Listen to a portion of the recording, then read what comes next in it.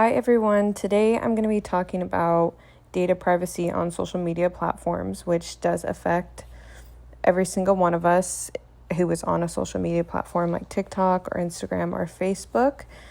The FTC has sued multiple social media platforms for using consumer data without consumers knowing, like Facebook, which is pretty huge. So I'm going to be talking about how the federal government might tackle this and what Congress has to do with it. So let's get started.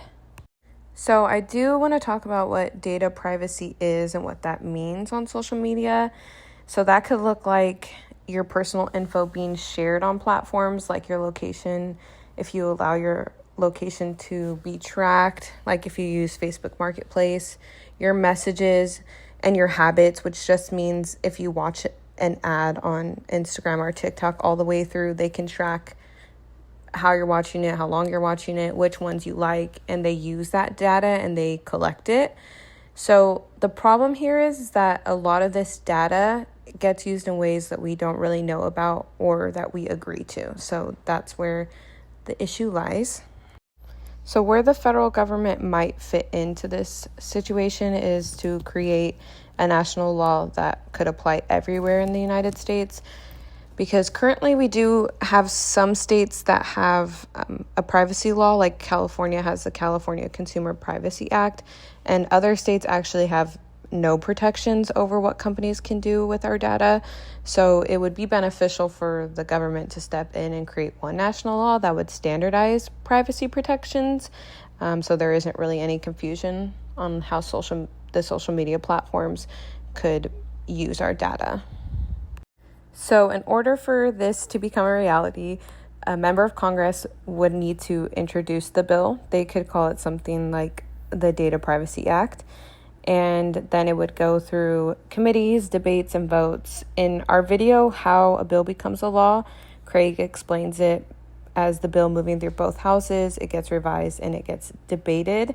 That is the very short version. I will go into that more later in this video, but basically it needs to be introduced and then it is debated by both houses, and then it either gets vetoed, denied, revised again, and then passed. So that is the short version of it, but again, I'll go into it later in the video. So how does a bicameral Congress impact a law becoming a law? Bicameral just means having two branches or chambers, and Congress has two chambers, the House and the Senate. So in this picture I have, we see the bill getting introduced, and then it is passing a committee, and House of Representatives and Senate do have to agree on it in order for it to get passed to the president to veto it or sign it and for it to get enacted. So the House can debate on it, and then the Senate can debate on it, revise it, amendment, however they see fit. But that process can be lengthy, but it does need to get passed by both the House and the Senate for it to be able to move forward in the legislation process. So I do want to talk more about congressional leadership and committees, and I am going to be rewinding a bit because congressional leaders and committees review and hold hearings and debate a bill prior to it being sent to the Senate and the House for further revision and further debates. So there would be a relevant committee selected, like Judiciary or Energy and Commerce, and they would debate it. And upon approval, it would be sent to House and Senate for further debate and further revision. So I do want to talk about what could influence a congressional decision. Something like a lobbyist, which is just a person or an organization who could influence lawmakers. For example, if there was an individual that worked for a tech company, they would try to weaken my proposed data privacy law by arguing that it would hurt profits for their company, and they could provide data that would back up their argument. They could meet with Congress, they could provide that data.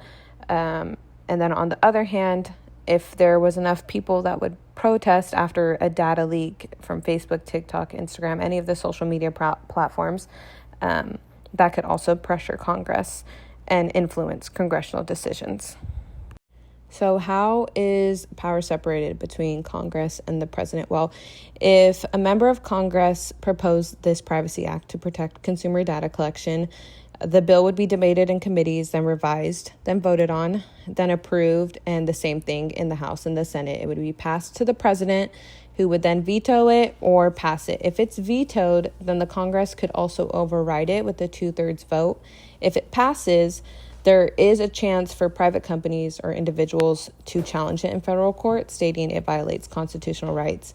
In this case, it would go to the Supreme Court, and they would decide whether or not the law violates any of the constitutional rights.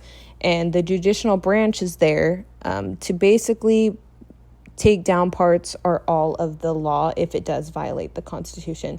So if any of these parts, if there's debates, amendments, revisions, if the president vetoes it and then the Congress meets to have a 2/3 vote, any of these prolonged discussions can withhold the outcome of the bill being passed. So it is a long and arduous process in order to get a bill passed into a law. So in one of our videos this week called The Presidential Powers, they showed how presidents often use tools such as executive orders when Congress is moving slowly. So executive orders are basically telling federal agencies what to focus on or how to enforce existing laws.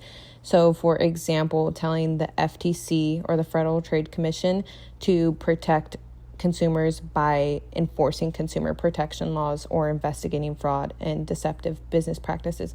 However, this is helpful for the president to act quickly, but they're temporary, so future presidents can reverse the executive orders.